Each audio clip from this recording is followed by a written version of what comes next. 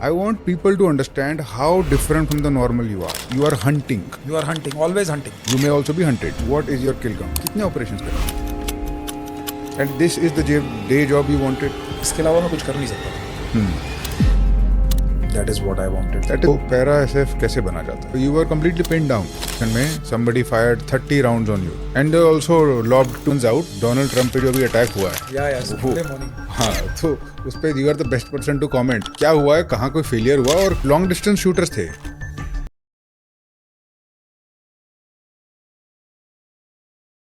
इस पॉडकास्ट पे कुछ ऐसे गेस्ट होते हैं जो हमको इंस्पायर करते हैं, कुछ होते हैं जो हमको कुछ सिखाते हैं और कुछ लोग ऐसे होते हैं जो हमको डरा देते हैं.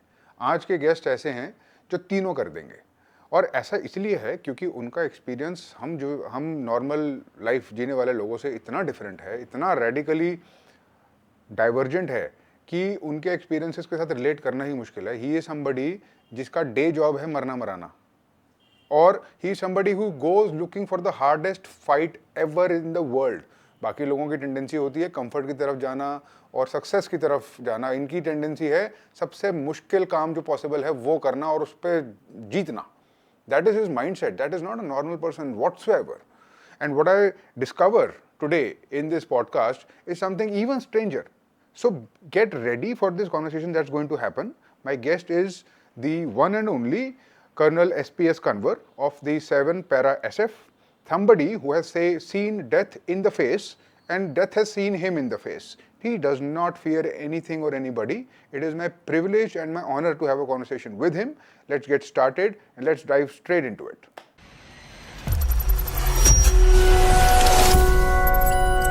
Welcome, Colonel Shivendra, to this podcast, and thank you very much for coming. Thanks a lot, Ravi. It's a pleasure and बहुत अच्छा लग रहा है आपसे मिलकर. And let's have a good podcast. Yeah, let me start by asking you what is obvious to the naked eye. You are not a normal guy, and I'll tell you why I say that. Okay. I say that not only because of your tattoos. I don't say that because of your appearance. I say that because of your low fat percentage. I've done bodybuilding all my life. Okay. ये जो आप fat percentage maintain कर रहे हो, this indicates that you are not a normal person mentally. This means you are working hard, ridiculous amounts of calorie deficit, and you are doing endurance stuff. I can tell that, and I can tell that you have a certain mindset around you. I want people to understand how different from the normal you are, because I don't think people have a fairly good idea about that. How different are you? Were you born this way? And what is it that makes you you? And how is it that your superpowers, and you have some superpowers as I have come to understand, can be learned? So let me start with the basics. Let me start with you. Were you always different when you were a child? Yeah, I was more of a sportsman. I liked outdoors and studies अच्छी नहीं लगती थी. यानी basic studies अच्छी लगती थी, but I was not a studious guy. I always remained in the ground and maybe it was cricket, football, basketball, volleyball, table tennis. I was a outdoor guy. I never sat inside the house. जब आप छोटे थे, we should tell the audience that you come from a family of soldiers. From a family yes, of, yeah, fourth generation. है ना? So, क्या was there a feeling when you were a child that you are a warrior at all? An indication, an inclination? Not exactly inclination, but yes, because मेरे जो father थे वो 65 operations में, he is a gallantry award winner. He was a Sena medal in 65 war and he participated in 71 war. He was mentioned in dispatches in that. Although he was recommended for Mahavir Chakra, but he got mentioned in dispatches. So those stories were always there. But my first love army नहीं था. मैं cricketer बनना चाहता हूँ. I wanted to become a cricketer. And somehow down the line, जब मैं graduation के mid में पहुंचा तो एक तो मेरी फैमिली ने मेरे को ज़्यादा क्रिकेटर बनने पे सपोर्ट नहीं किया. एंड आई कुड सी कि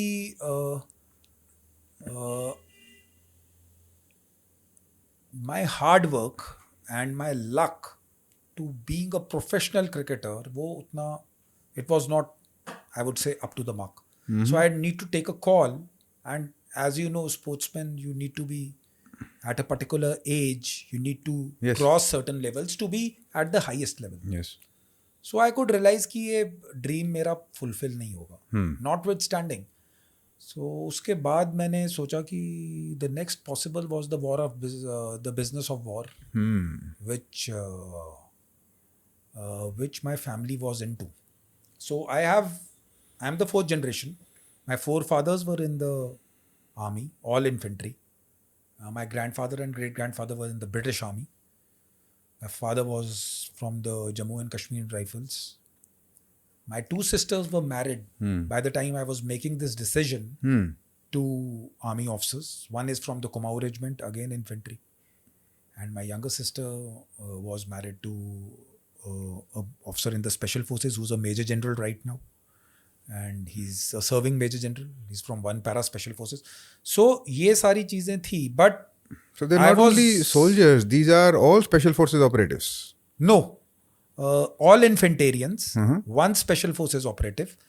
And I had a different dream of being in the army. मुझे uniforms अच्छी लगती थी. I used to like uniform. You were not going there for the hierarchy. You were going there for the operations. Yeah, I was going for the combat part of it, the operational tempo. I never wanted to become a general, or for that matter, I never had very great dreams in the army, but I wanted operational exposure. So whatever knowledge I could muster, और मैंने जिससे भी बात की, मैंने लोगों से मिला, मैंने उनसे बात की, अपनी फैमिली से बात की, so सब जगह घूमकर एक ही वर्ड आता था, वो था para commandos. That time 2000, 2001, the para SF were addressed as para commandos. So मेरा ड्रीम था कि मैं पैरा कमांडो बनूंगा. एंड उसमें भी मेरे को यूनिफॉर्म इतनी पसंद नहीं है. आई ऑलवेज लाइक दो सोल्जर्स, जैसे वर्ल्ड वॉर 2 में David Stirling, lieutenant colonel David Stirling was there, जिन्होंने SAS रेस की थी, special boat service. Gulf war में मैं ग्रीन बेरेज और नेवी सील्स को देखता था. The people with different kind of fatigues, जो normal beard, long hair. So mera attraction was towards that kind. And obviously the operational tempo जो मुझे चाहिए था और जो मुझे operations और combat देखना था, I didn't want a 9 to 5 kind of a job. No, that's an understatement, because let me break this down for the audience. आप कह रहे हो जो operational tempo और operational exposure, उसका जो literal translation है वो ये है that you are going into the heat of the battle. Yes. Full on, है ना? Yes, full on. You are hunting. You are hunting, always hunting. You may also be hunted. That's part of the job. Part of the job. Yeah. And killing militants is part of your day job. It's my day job, it's my night job, it's my 24/7 into 365 job. I loved that job, and I wanted that. I wanted to serve the nation. I wanted to be patriotic as ever, and I wanted to be the tip of the spear. I wanted to be the best, and I wanted to serve with the best, and I wanted to be those guys who went first into the battle and came the last. I wanted to be with guys, with the teammates who are always pushing you forward, never backwards. They are always looking forward. I wanted that kind of life. And Yeah. these are the guys you refer to as the A team. These are the A team. They are the special forces. The best of the best is the A team. That was my core group. And They are the best. Even special forces में ये सबसे best. yeah. What this is our A team. This is my A team. Everybody will have his own A team. You Okay. can be an IRS officer, but you might so in your Sure. career you might have idolized. You might have to serve with maybe seniors, juniors, subordinates whom you can, yaar, these guys are different.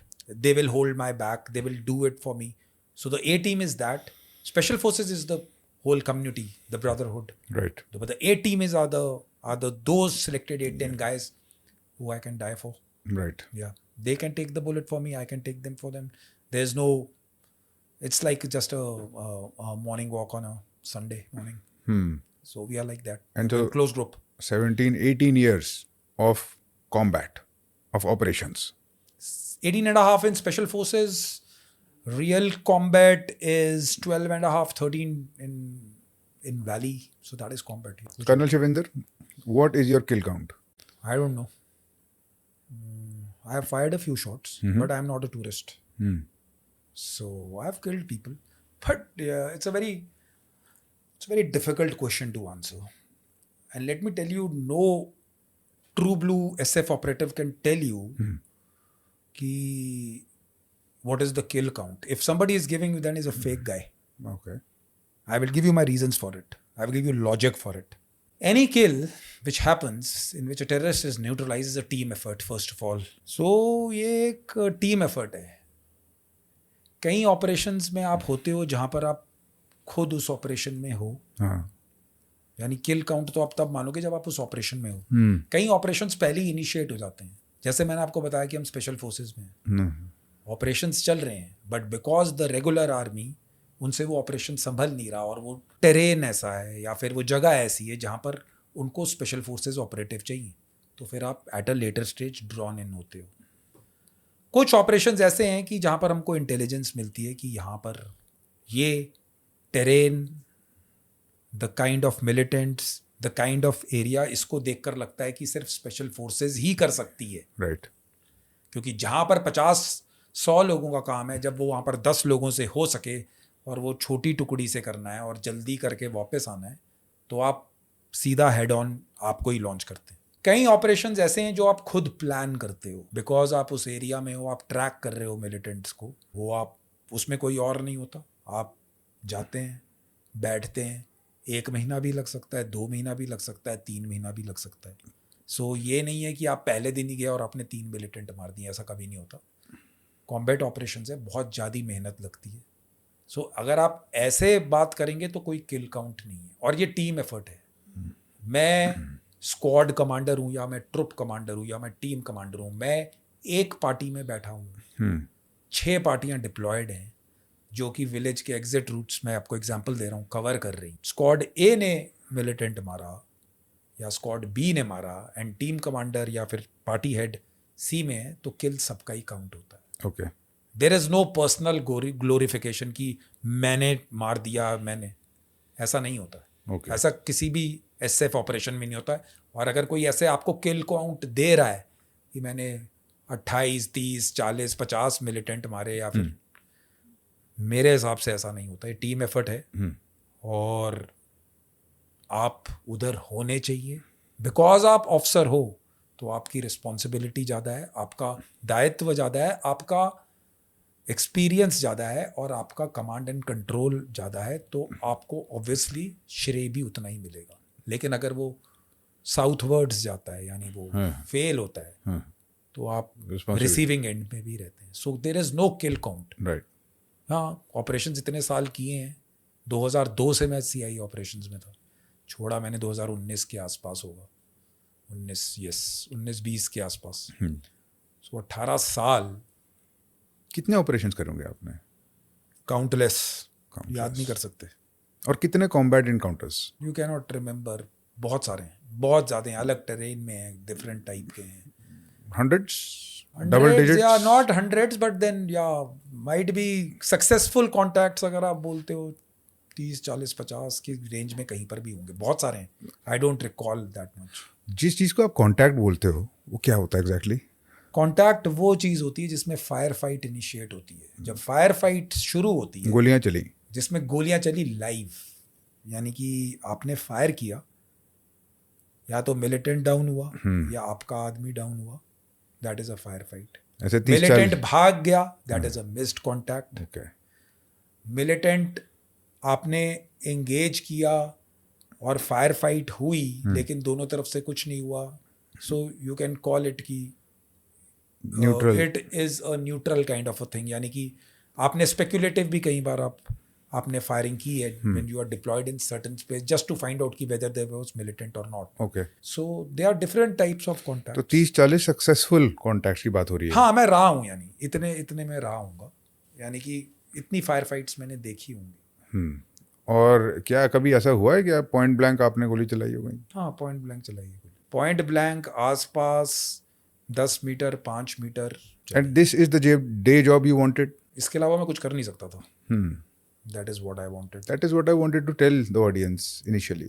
How different are you? because it is not apparent. Even though your looks are different, Yeah. how different is the person behind the eyes is on a very different scale. The person यानी कि जो आदमी आप देख रहे हैं वो देखने में डिमीनर में तो नॉर्मल ही है. वो भी जैसे नॉर्मल तो नहीं है. आप नहीं, ऑब्वियसली मेरी फिजिकल फिटनेस और वो लेवल आप नॉर्मल लोग हम के लिए मुश्किल है. लाइक मैं 15-20 किलोमीटर 20-25 किलोमीटर भागता हूँ. Daily. And my concept of fitness is different Yeah. From you. I do fitness जिसमें काफ़ी स्ट्रेस इन्वॉल्व है. I test the bodies to my limit. Right. Fitness को वो मानता हूँ कि 3 घंटे के बाद नींद के बाद भी वो उतना ही काम करे जितनी वो 8 घंटे की नींद के बाद करती है. बिकॉज आप बैकग्राउंड देखिए, जब हम प्रोबेशन करते हैं SF का, तो हमको पूरे 90 दिन में 1-2 घंटे से ज़्यादा नींद नहीं मिलती है. सो हमारी, अगर आप नॉर्मल एथलीट को देखेंगे, वो खूब ट्रेनिंग करते हैं, बहुत ट्रेनिंग करते हैं, लेकिन अच्छा खाना खाते हैं और 8, 9, 10, 12 घंटे जितना उनको चाहिए वो नींद लेते हैं, तो आपकी बॉडी ग्रो करती है. Right. लेकिन SF में ऐसा नहीं है. ये फिटनेस अलग लेवल की है. इसमें आपकी बॉडी को तोड़ा जाएगा.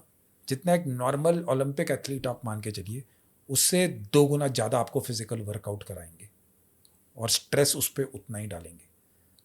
वो उसका रीज़न है. वो आपका माइंडसेट चेंज करता है, आपकी ट्रेनिंग के प्रति, आपके कैपेबिलिटीज़ के प्रति, और कितनी ह्यूमन बॉडी उसको ले सकती है.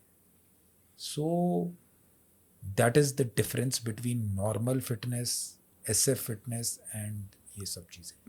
तो पैरा SF कैसे बना जाता है? पैरा SF के लिए आपके लिए सबसे ज़रूरी और सबसे इम्पोर्टेंट चीज़ जो है, जो फर्स्ट है, you have to be a volunteer. Okay. Para SF is a volunteer force. वैसे लोग बोलेंगे कि आर्मी भी वॉलंटियर, ये सब अपनी मर्जी से आते हैं, लेकिन आर्मी में आने के बाद जब आप एकेडमी ज्वाइन कर लेते हैं तो उसके बाद आपको वॉलंटियर करना पड़ता है. एंड वॉलंटियर आप एकेडमी से भी डायरेक्ट कर सकते हैं, और वंस आप ऑफिसर बन गए हैं या फिर आप अदर आर्म्स में चले गए हैं, artillery, armoured, signal, logistics, ordnance, तो आप वहाँ से भी वॉलंटियर करके आ सकते हैं. इट डिपेंड्स कि आपकी कब वो कॉलिंग और कब आप देखते हो कि मेरे को ये काम करना है. और सो आप देखोगे कि SF में राइट फ्रॉम द एकेडमी भी आपको वॉलंटियर्स मिलेंगे, और जब 3-4 साल सर्विस हो जाती है, 2-3 साल हो जाते हैं, लोग तभी भी आते हैं. So you have a pool of volunteers who are from varied Yes. years of service and experience, which is very good for us.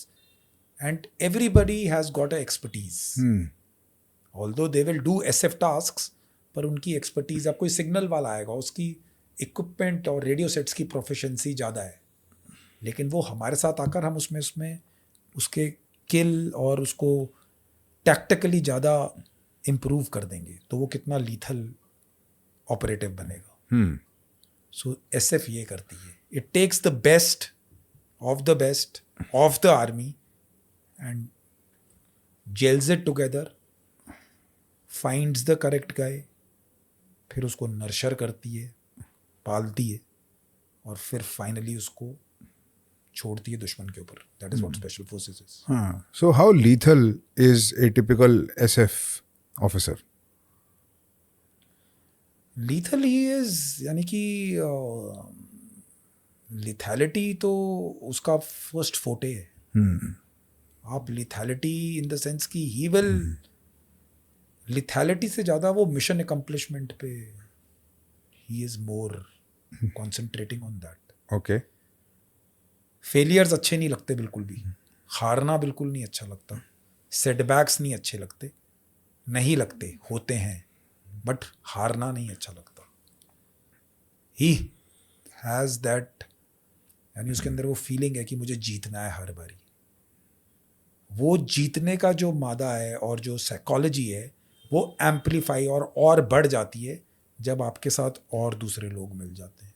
तब आप एक ग्रुप बन जाते हो जो कि बहुत ही ज़्यादा लीथल हो जाता है. उसको पे, allowances, rest, I don't think so उसको ज़्यादा मैटर करता है, बट जो ऑपरेशनल टास्क उसको मिला है उसको ख़त्म करना, जो कम्बराडरी उसने डेवलप करनी, जो टीम स्पिरिट, ब्रदरहुड है, जिन लोगों का ये सब का शौक है वो SF में they do a good job. Training और प्रोबेशन में क्या फ़र्क होता है वैसे? ट्रेनिंग और प्रोबेशन में, ट्रेनिंग कैन बी, देखिए जब आपको SF में आना है तो स्पेशल फोर्सेस में आने के लिए आपको पहले प्रोबेशन क्लियर करना पड़ेगा। अच्छा। तो जब आप वॉलंटियर करते हैं, जैसे मैंने आपको बताया था, तो आपको 3 महीने का प्रोबेशन करना पड़ता है। सो इस 3 महीने में आपको फ्रॉम अ नॉर्मल सोल्जर एक स्पेशल सोल्जर बनाना है। So what they will do is कि आपके ट्रेड्स होते हैं, प्राइमरी एंड सेकेंडरी ट्रेड्स, जिसमें आपके वेपन है, नेविगेशन है, मेडिकल है, उसके बाद डेमोलिशन है यानी एक्सप्लोसिव्स के साथ। सो ये आपके ट्रेड्स होते हैं जिसको हर बंदे को मिले होते हैं। एक SF ऑपरेटिव को प्राइमरी ट्रेड मिलता है, एक सेकेंडरी ट्रेड मिलता है। आपके कौन से थे? मेरा weapon was primary and secondary was navigation. Seen fire fights? Yes, obviously, because बिना फायर फाइट के इट इज़ लाइक, यानी आपको कोई ऑपरेटिव, कैसे आप मेरे को बताओ, आप फौजी हो, उसमें भी आप स्पेशल फोर्सेस ऑपरेटिव हो, जब तक आप फायर फाइट और उसकी कंटिजेंसीज और जो उसका उसमें क्या क्या एक्शंस होते हैं, अगर आप वो सब नहीं देखेंगे तो you are still a half baked cake. Right. And so what was your first firefight like? First firefight I was in during my probation only, Oh. and this was my second probation. First probation में भी हुई थी, हमारे ऊपर militants ने हमारी petrol पे attack किया था, but I was little bit far of in that fire fight. जो मेरी एक्चुअल थी वो सेकेंड प्रोबेशन में हुई थी। It was December 2002 in south Kashmir, and हमने डिप्टी डिस्ट्रिक्ट कमांडर मारा था और उसके साथ एक और मिलिटेंट था। That was my first fire fight. You killed them? या वी आर पार्टी, हमने मल्टीपल एम्बुशेस लगाए थे। सो आई वाज जब तक आप प्रोबेशन में होते हो तो आपको नॉर्मल जवान, even if you are officer, आप कोई रैंक नहीं लगाते, आपको नॉर्मल जवान की तरह ट्रीट करते हैं। तो मैं एक नॉर्मल स्क्वाड कमांडर के साथ अंदर था, एक हवलदार के, एंड वहाँ पर कॉन्टैक्ट हुआ था साउथ कश्मीर। Contact का मतलब somebody started firing or? या militant started firing, we were laying ambushes, 5-6 जगह पे हमारे मल्टीपल एम्बुशेस थे, एंड मिलिटेंट आए सिविलियंस के साथ। तो एक पार्टी ने उनको देखा और उन्होंने फेरन के नीचे से हथियार निकाल के फायर किया था। So we came to know, then we fired. फिर वो वहाँ से भागे, नीचे रिवर बेड था जिस तरफ से हमारी पार्टी आ रही थी, फिर वो हमारी पार्टी में गए। उसके बाद हमारे से कॉन्टैक्ट हुआ, हमने फायर बैक किया और फिर वो एक घर के अंदर छुप गए। वहाँ पर फिर we neutralised both of them. So that is what the first fire fight was in valley. तो आपकी सबसे डेंजरस फायर फाइट कौन सी थी? डेंजरस, जिसमें एक में पीर पंजाल में हम ऑपरेट करते, जिसमें मेरी जान बच गई थी। और काफ़ी फायर फाइट्स हैं जिसको आप कह सकते हो कि डेंजरस हैं। ऐसा कुछ है नहीं कि एक ही fire fight. Fire fights are dangerous in general? Generally dangerous हैं, एंड कई ऑपरेशंस हैं जो कि काफ़ी डिफ़िकल्ट मैं कहूँगा, क्योंकि ओनली बिकॉज टेरेन ऐसी थी। आप कई बार 14-15 हज़ार पे ऑपरेट कर रहे हैं और लंबा ऑपरेशन चल रहा है, और फिर 5वें-6ठे दिन आपका कॉन्टैक्ट शुरू होता है, वो 1-2 दिन और चल रहा है। सो मौसम और उन सब को देखते हुए भी ये सारी चीज़ें भी काफ़ी, इट इज़ डिफ़िकल्ट, यानी कि it is not easy, it is difficult. So particular जिसमें जान बच गई हो वो एक आधा कोई ऑपरेशन होगा, लेकिन ऐसे 3-4 बारी बची है। बट देन ये वाले ऑपरेशन थे। एक मेरा हमारा मस्जिद के पास ऑपरेशन था साउथ कश्मीर में। उसमें क्या हुआ? उसमें we were not inside the masjid, but हमको खबर थी कि मस्जिद में के आसपास वाले जो घर हैं उनमें मिलिटेंट आते हैं। तो जो टोपोग्राफी थी उस गांव की वो ऐसी थी कि हमको मस्जिद के जो रूट्स आते थे उसी में हमको एम्बुशेस लगाने थे। So keeping in view the sanctity of the मस्जिद और वो सब, बिकॉज आर्मी बहुत ध्यान रखती है सिविलियन कैजुअलिटीज़ और क्रॉस फायर और रिलीजियस सेंटिमेंट्स का। टू बी वेरी फ्रैंक, हमको स्ट्रिक्ट ऑर्डर्स होते हैं कि we don't do such things कि जिसमें सिविलियन की, because at the end of the day whether आप स्पेशल फोर्सेज हैं चाहे आर्मी, आप अपने सिविलियंस ओन को ही प्रोटेक्ट कर रहे हैं। आप कहीं बाहर जाकर ऑपरेट, आप अपने देश में ही ऑपरेट कर रहे हैं। So these are strict guidelines of the army. So उसमें क्या था कि हम लोग एम्बुश लगा रहे थे, तो अभी हमने एम्बुश लगते टाइम में सबसे इंपॉर्टेंट चीज़ होती है, अगर एम्बुश लग जाए और आप बैठें तो there is no problem. Ambush लगाने का क्या मतलब हुआ? एम्बुश एक काइंड ऑफ अटैक होता है जिसमें आप सरप्राइज इज विद यू, आप ओके। एक जगह पे लगाते हैं ऐसे पॉइंट ऑफ ग्राउंड में जिसमें आप एनिमी को किलिंग ग्राउंड में लाकर उसको एंगेज करते हैं ताकि उस पर सबसे ज़्यादा कैजुअलिटीज हो। So you station yourself, hide? Not height, but in this case why it was peculiar because इसमें कोई हाइट नहीं थी, ये गांव के साइड में ही था। राइट। तो जब हम लगा रहे थे तो एज अ ऑपरेटिव हमारा सिर्फ एक ही वी प्रे टू गॉड कि जब लग रहा हो या उठ रहा हो, we should not get into a fire fight, only because then you are not in a covered position and you are generally moving any, यानी फायर फाइट और कॉन्टैक्ट जिसमें आप मूविंग में हैं, it is always difficult.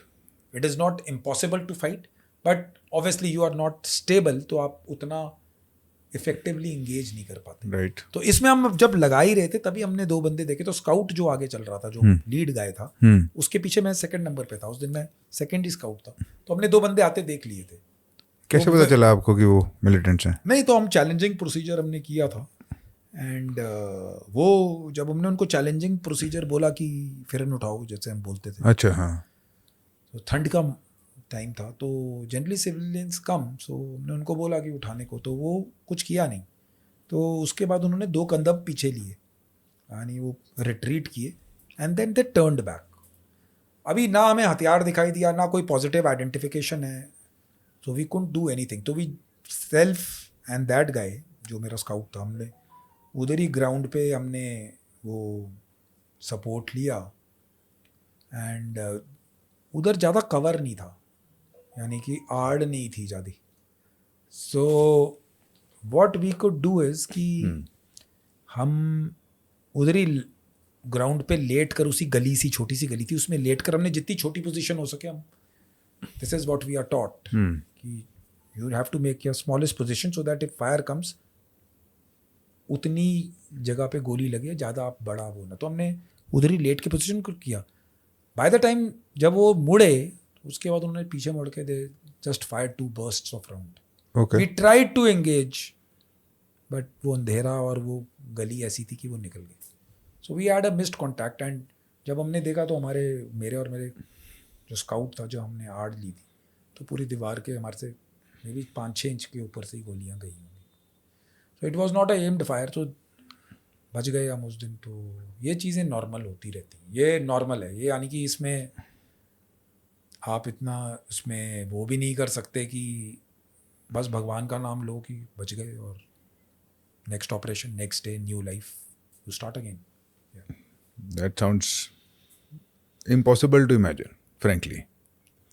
Not impossible, but then these things happen. आप किसी से पूछोगे तो ये SF वाले आपको बता देंगे कि जनरली ये चीज़ें होती रहती हैं। सो कई बार यू गेट हिट, कई बार आप बच जाते हो, कई बार दूसरा पर्सन, बट डिपेंड करता है कि टेरेन, बिकॉज लेकिन हमारे अंदर कॉन्स्ट्रेंट्स इतने हैं कि हमको बहुत सारी चीज़ों का ध्यान रखना पड़ता है।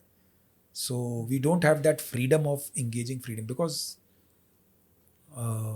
Lot of rules of engagement का वो रहता है। Right.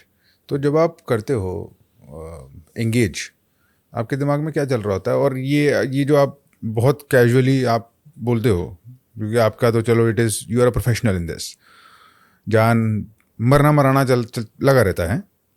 What about your fear of death? I don't have, डरता नहीं हूँ, fear of death is not, वो चला गया पूरा। अच्छा। पहले एक आधी ऑपरेशन में थोड़ा बहुत डेथ का फियर तो कभी था नहीं, but how to graduate from that, yes. यानी कि इसको कैसे निकालना है, वो सिखा देते हैं टीम वाले। कैसे सिखाते हैं? बार बार उसी के अंदर जाकर, you just 1 contact, 2 contact, 3 contact. It is like para jump. आप पहली जंप करते हो तो आपको नहीं मालूम कि क्या होने वाला है, 2nd जंप करते हो तो आपको लगता है अच्छा ये गलत हो सकता है, 3rd करते हो ये गलत। जितना आपको गलतियों के बारे में पता लगता है अपनी, आप उतना उसको इम्प्रूव करते हो। बाकी जिसकी किस्मत में लिखा है बचना, वो बचेगा ही, जिसके वो you can't fight that thing, but you can, आपको एक्सपीरियंस मिलता जाएगा। एंड बट एक चीज़ का ध्यान है कि जो भी आप कर रहे हैं, जो भी आप एक्सपीरियंस गेन कर रहे हैं, कभी केयरलेस नहीं होना। That is what it is more important, that is what team guys tell you, that is what special forces जब हम सब बैठे हैं, डीब्रीफ्स होती हैं, हाँ, उसमें यही बात होती है कि भाई इस बार तो हो गया, नेक्स्ट टाइम इसका ध्यान रखना, इसका ध्यान रखना। ऐसे वर्ड ऑफ माउथ फैलता है, ऐसे हम फ्यूचर जनरेशन जो हमारी है उसको ट्रेन करते हैं, ऐसे हमको हमारी पिछली जनरेशन ने ट्रेन किया था। सो ये साइकिल है। आप आज भी देखेंगे डीब्रीफ्स पे बहुत ज़्यादा महत्व दिया जाता है, स्पेशली आफ्टर अ कॉन्टैक्ट। जो नॉर्मल जिसमें आपका कोई कॉन्टैक्ट नहीं आया, उसी की डीब्रीफ बहुत ज़्यादा इंपॉर्टेंट होती है कि मेरी मैगजीन कहाँ पे होनी चाहिए थी, पानी की बॉटल कितनी जानी चाहिए, उस जगह पे हम थे, क्या हमको उतने पानी की ज़रूरत थी। बिकॉज आप अगर लाइट नहीं ट्रैवल कर रहे तो आप अपना वेट उठा रहे हो। अगर आपको ऊपर कहीं पानी का झरना मिल गया या छोटी सी कोई स्ट्रीम निकल रहा है तो आप उतना ही पानी कम कैरी कर सकते हो और मे बी उसको आप एम्यूनिशन के साथ सब्सटीट्यूट कर सकते हो। Because at the end of the day आपका जो एम्यूनिशन है और जो आपका वेपन है वही सब कुछ है, और आपका जो बॉडी है, राइट। बाकी कोई मैटर नहीं करता इस दुनिया में। And so in your job you can be hunted also. 100%, and we will be hunted the first, because हमारा ट्रेनिंग और स्किल लेवल ज़्यादा है, लेकिन हम लाइमलाइट में कोशिश करते हैं कि नहीं आए। लेकिन जब हम मिलिटेंट्स और दुश्मन की, आप जिसको भी कहें, जब कैजुअलिटीज़ करते हो तो आप भी उनकी हिट लिस्ट में रहते हो। बट देन जनरली लोगों को मालूम है कि ये SF वाले हैं, सो इनसे थोड़ा मिलिटेंट्स भी बोलेंगे कि थोड़ा ध्यान से रहना, थोड़ा, बिकॉज हमारा level of training is obviously more, our exposure is more. इसमें I am not trying to demean the normal army, हमारी ट्रेनिंग वैसी है, हमारा काम वैसा है, हमारा, हमने वॉलंटियर उस काम के लिए किया हुआ है, हम रात दिन वो काम करते हैं। तो that और is आपने बताया था कि एक बार ऐसा कुछ हुआ कि आप you were completely pin down और you were in the middle of किसी, बिल्कुल you had to hide in a. yeah, that was somewhere in initially 2002-3 की बात होगी, higher up in the Rajouri Poonch पे सूरन कोट करके जगह है। उसमें उस ऑपरेशन में वी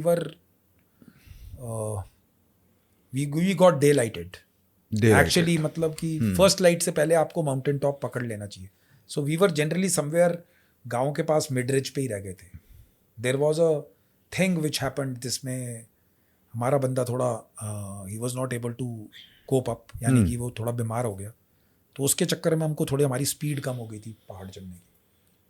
सो तो सामने वाले हिलॉक से we were pin down by UMG and PKMG fire. PKMG, these are machine guns. Machine gun fire. So we remained in that village in the cover of cattles, women, folk. थोड़ी देर हम रहे, 5-6 घंटे हमको लग गए उस पे से निकलने में। फिर उसके बाद जैसे जैसे दोपहर और शाम का अंधेरा हुआ तो हम पूरे दिन उधर ही डगप रहे। हमने एंगेज किया पर कोई पॉइंट नहीं था, उनका calibre, they were at a height. तो अगर माउंटेन्स में आप हाइट पे हैं तो you can pin the enemy down very effectively. So we remained there, हमारे कोई कैजुअलिटीज़ नहीं हुई। एंड जब लास्ट लाइट हुई फिर हम वी एक्सट्रिकेटेड। फिर आप निकले और एक ऑपरेशन में somebody fired 30 rounds on you and they also lobbed 2 grenades on you, जिसके स्प्लिंटर्स अभी भी आपकी टांग में लगे हुए हैं। हाँ जी। तो वो इंसिडेंट क्या था? वो वी वर ट्रैकिंग 3-4 गाइज, हमारे को खबर थी तो हमने ऑपरेशन लॉन्च किया था। एंड हमारे पास इनपुट बिल्कुल क्लियर थी। एक लेडी थी जिन्होंने हमको खबर दी थी। एंड हम लोग थे, तो मैं और मेरा बडी उसको घर को सर्च कर रहे थे। वो इट वॉज नॉट अ बहुत एलैबोरेट घर नहीं था, लेकिन डबल स्टोरी टाइप घर था।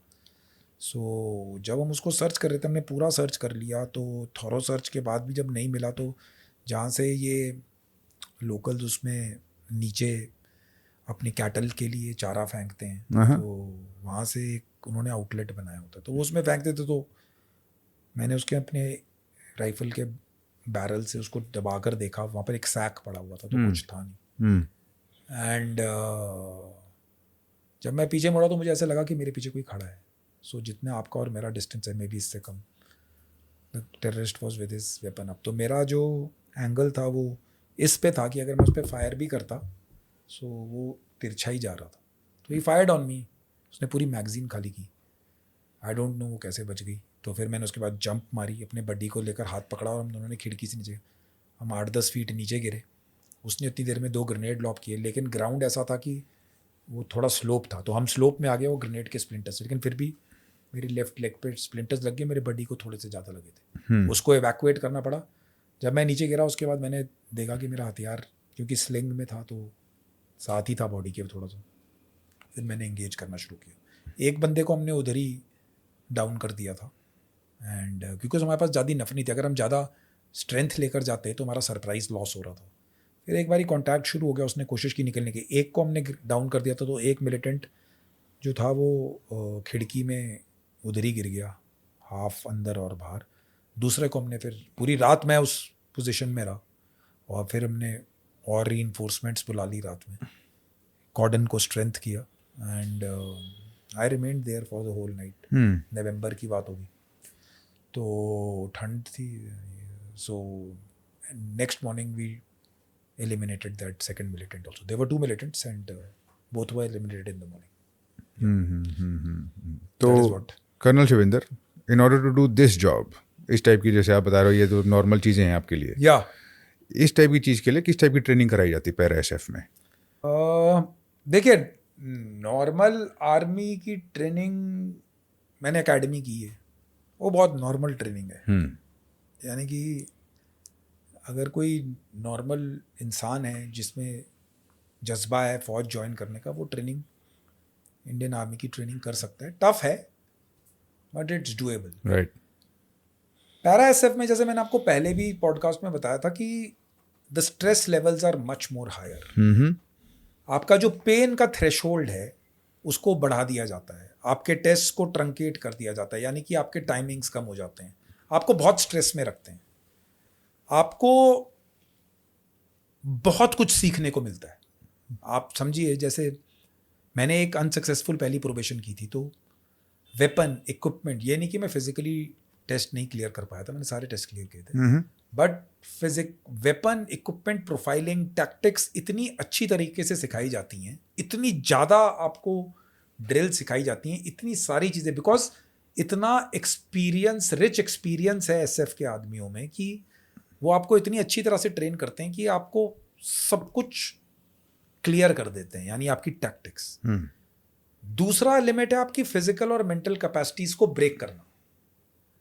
वो तो एसएफ में हर रोज टूटती हैं, आपके टास्क ही ऐसे हैं। आपको पूरी रात, अगर आप सपोज 50-40 किलोमीटर का स्पीड मार्च करके आए हैं, तो उसके बाद आपको 3 किताबें देंगे, आपको बुक रिव्यू लिखना है, सुबह फिर आपको 30 किलोमीटर और भगाएंगे, यानी वो ब्रेक करते हैं, वो आपको इस लेवल पे ले आते हैं कि जिसमें आपको लगता है कि ये सब नॉर्मल है।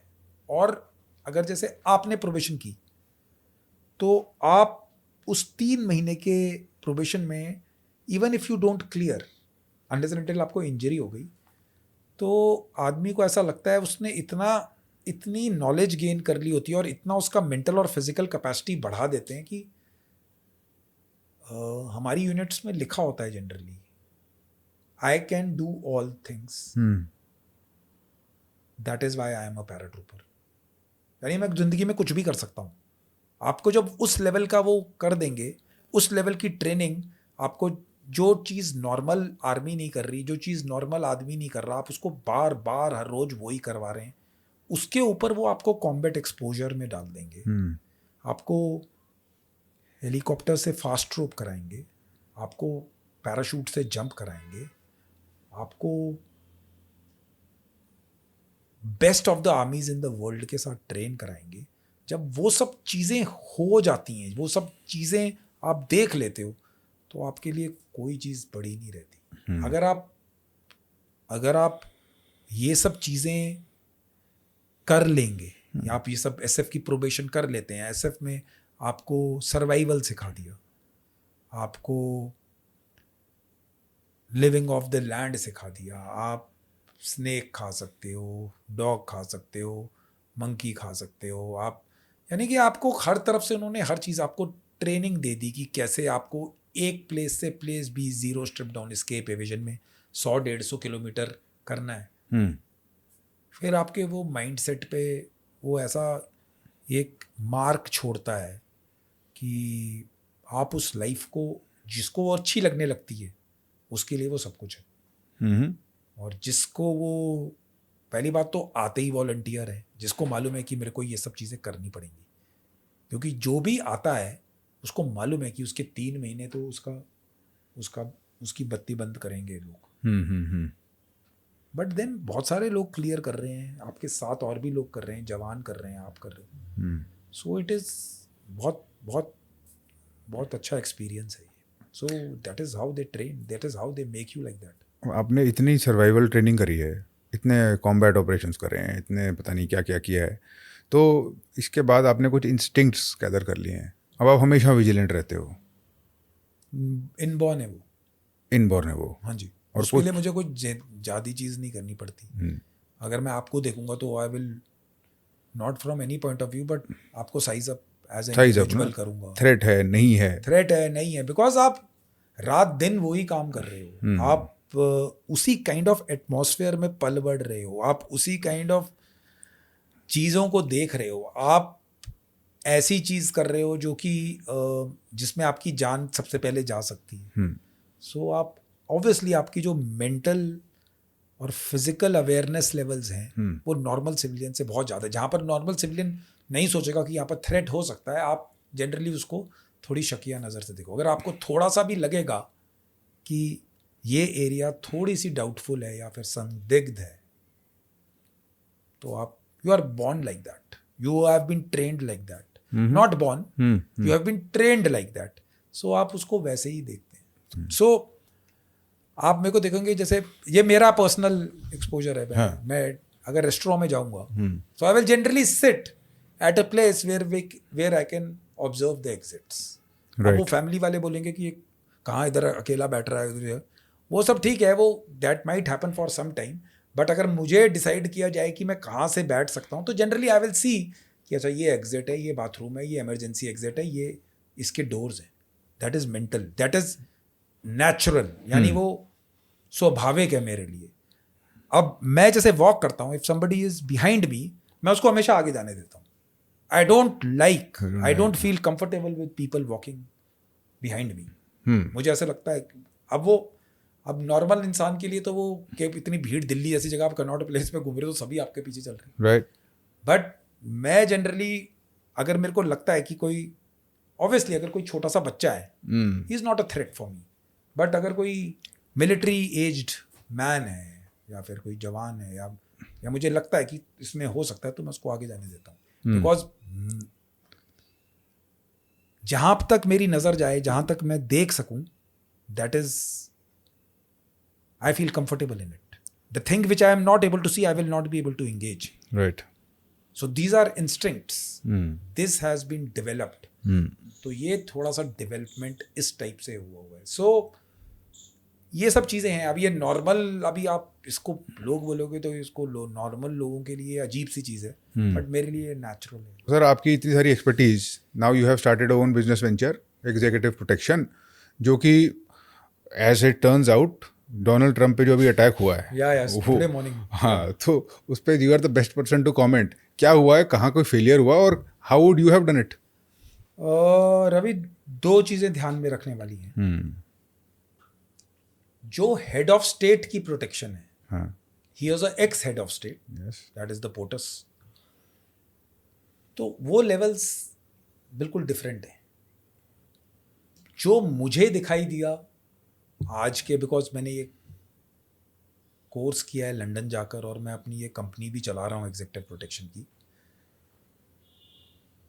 एंड मैं स्पेशल फोर्सेस के बैकग्राउंड से भी हूँ। सो मेरा मानना है कि जो एक ही ट्रांसफेरेबल स्किल मैं अपनी कंपनी में लाता हूँ वो स्पेशल फोर्सेस बैकग्राउंड है, क्योंकि मैं कंप्यूटर के सामने बैठकर वो 7-8 घंटे वाला कॉर्पोरेट टाइप काम कर नहीं सकता था। तो जो मैं आपको बताना चाहता हूँ आज के इस इवेंट के बारे में, फर्स्ट ऑफ ऑल ये नॉर्मल टैक्टिकल नॉलेज है। जहाँ पर भी कोई हेड ऑफ द स्टेट या फिर कोई भी होता है, जो आसपास की बिल्डिंग्स है, क्योंकि वो बता रहे थे कि 100 मीटर दूर ही एक हाई राइज से बंदा, ट्विन शूटर्स थे जो उसको एंगेज कर रहे थे। टोटल 7 शॉट्स फायर हुए, एक उनके कान पे लग कर गया, but the heights were not covered. वो मेरे को बहुत हैरानी की बात है, because any high rise close to the venue वो पकड़नी चाहिए। दूसरा, अगर आप देखेंगे, एक बुलेट प्रूफ शील्ड हमेशा होता है। आगे होती है, वो भी इस सिनेरियो में नहीं थी। एज फार एज मैं एग्जेक्टिव प्रोटेक्शन स्पेशलिस्ट कंसर्न हूं, जो मेरा ओपिनियन है, it is a failure on part of secret service only because जब एक्शन हो गया और वो खुद नीचे डक डाउन हो गए, उसके बाद आपने उनको बॉडी कवर और उनको उस सिचुएशन को आप सब Human लेकर shield आए होगा। हो, यानी कि वो कार्रवाई हो गई। अगर वो बुलेट 2 इंचेस राइट या अपने, अगर आप शूटर से देखो राइट में होती तो वो हेडशॉट था, वो ठीक ही शॉट था, ठीक है। अब वो कितना प्रोफिशिएंट था शूटर वो अलग बात है, बिकॉज 100 मीटर इज नॉट ज़्यादा डिस्टेंस, 100-150 मीटर जो न्यूज़ में आ रहा था, जो मैंने हाँ। सुना है। So as far as executive protection specialist is concerned, और जो, तो ये it's a failed operation, it is wrong, because उनको वो हाई राइजेस पकड़नी चाहिए थी। There has to be some method जिससे कि आप जो वेंटेज पॉइंट्स हैं जहाँ से कोई अगर फायर करे तो वहाँ से उसको आप कंट्रोल करो। और ये पहले भी हो चुका है हिस्ट्री में, JFK की जो असैसिनेशन बहुत थी। जैसे रोनाल्ड रीगन पे असैसिनेशन अटेम्प्ट्स हैं, इंदिरा गांधी हमारी, राजीव गांधी, सारे, यानी कि बट लॉन्ग डिस्टेंस शूटर्स थे। हाँ, ये सब। या लेकिन JFK में तो क्राउड के अंदर से ही था, लेकिन ये वाला जो था ये थोड़ा लॉन्ग डिस्टेंस वाला था, जो आज वाला ही। This must have been a sniper.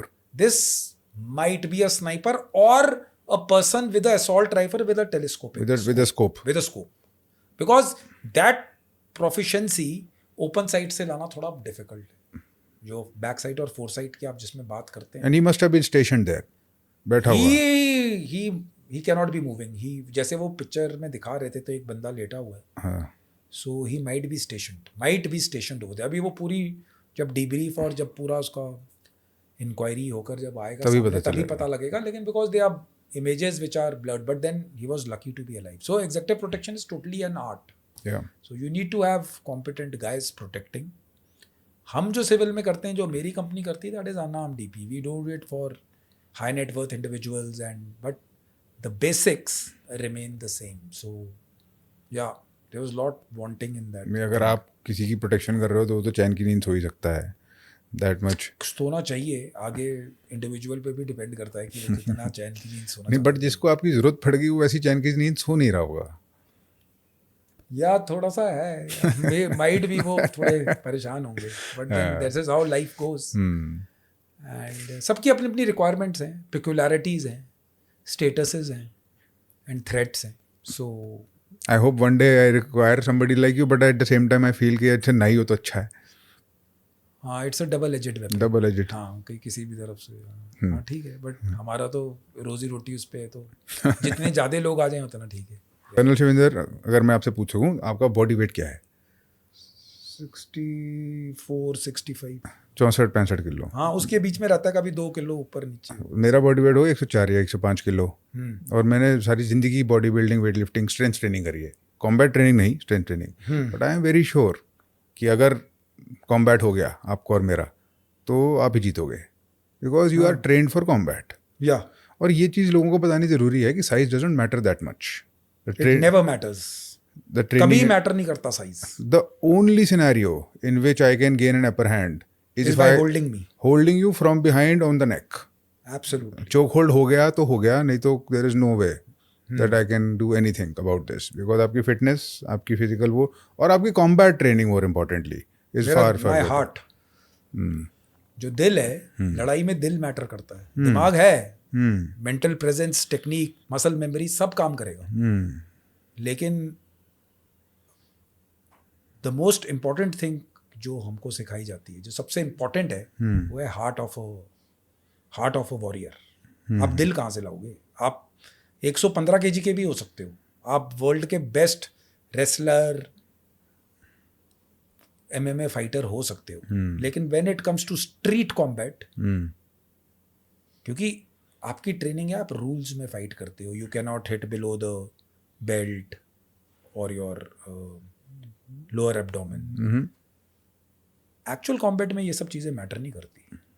In your case मैं आपको ऐसे फाइट नहीं करूँगा, I will fight you in a area, I will tyre you out by running left right centre. आपका कार्डियोवैस्कुलर फिटनेस उतनी हाई नहीं होगी, and I know when to hit and where to hit.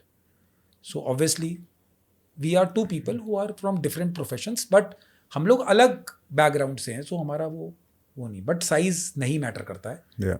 Skill matters. And मैं आपको ये इसलिए बता रहा हूँ क्योंकि मैं एक टाइम पे 95 kgs था. आई was a body builder around 12-13 years back. वो बॉडी से इस बॉडी में आना, मैं आपको लिख कर दे देता हूँ जो सबसे इंपॉर्टेंट चीज़ें मैटर करती हैं इंसान के शरीर में. There are 2 things, that is your heart and your lungs. यानी कि आपका दिल और आपके फेफड़े. जो फिजिकल फिटनेस है, जो बॉडी बिल्डिंग है, एस्थेटिकली वो बॉडी बहुत सुंदर लगेगी, लेकिन शरीर के अंदर क्या चल रहा है, दैट इज ज़्यादा मोर इम्पोर्टेंट. अब ऑब्वियसली दिमाग तो आपका मैटर करता है. सो मेरे हिसाब से 95 kgs पे और 65 पे I find this body to be much more lighter और अजाइल. तो कर्नल शिवेंद्र, आपके टैटूज का क्या मतलब? मैंने देखा कि आपने यहाँ पर ए टीम के लिए कुछ लिखवा रखा है. ये ए टीम वो है जो मेरे क्लोज ग्रुप है. हाँ. What does it say? A team brotherhood never forgotten. Brotherhood never forgotten. ये वर्ल्ड ओवर की स्पेशल फोर्सेज है, बेसिकली नेवी सील्स का है. The only easy day was yesterday. हाँ. और ये लॉर्ड शिवा का मैं बहुत बड़ा भक्त हूँ. मैं भगवान में मानता हूँ. मैं आज इधर आपके साथ बैठ के कॉन्वर्सेशन कर रहा हूँ, उसमें भगवान का बहुत बड़ा हाथ है. मैं ज़िंदा नहीं रहता जैसे मेरी एक्सपीरियंसेस थे और जिन हालात से मैं निकला हूँ. सो बेसिकली ये इन्हीं के ऊपर है. आर्मी में मैंने बनाए थे, बट मेरी यूनिफॉर्म के अंदर छुपे रहते थे. मैं लकी था कि किसी ने मुझे पकड़ा नहीं, बट अलाउड नहीं है. वो मेरे को, जैसे आर्मी में बोलते हैं, वो डाउट था. तो मैंने वो डाउट रखा और मैं बच गया. ठीक है. सो मैं किसी भी एस्पायरेंट को बोलूँगा कि कोई टैटू ना बनाए, बिकॉज वो एसएसबी में जब आप मेडिकल करेंगे तो उसको वो आपको हटाने को कहेंगे. या बाकी जो आप अभी वाले देखते हैं सारे मैंने. व्हाट इज दिस टैटू से over here in case you have a problem? ये हमारी ए टीम का वो है, क्या कहते हैं अपना, हम उसके बारे में लिखते हैं जैसे कि सेइंग है, स्लोगन आप बोल सकते हो. In case you have a problem and in case no one else can help and in case you can find them you may hire the A team.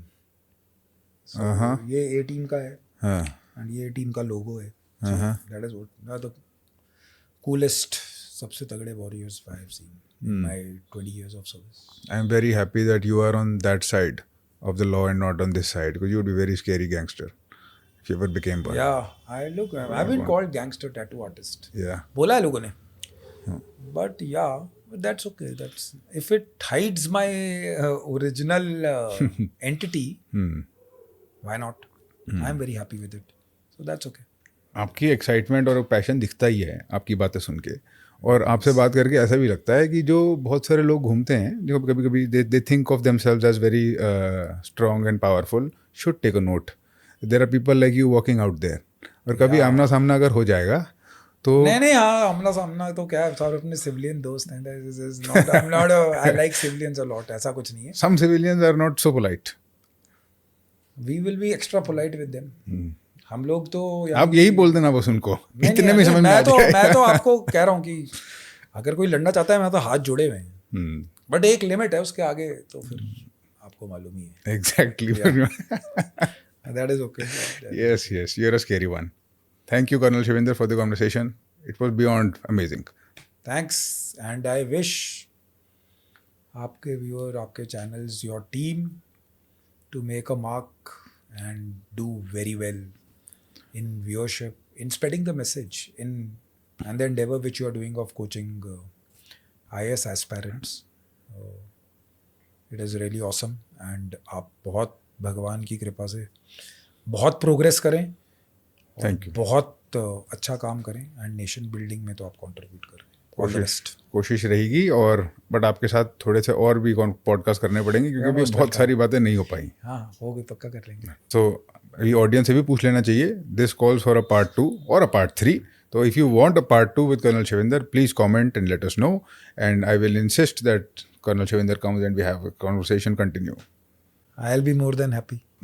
Thank you sir. Thank you so much. Pleasure is all mine. Thanks a lot to you and your team. Thanks. Thank you.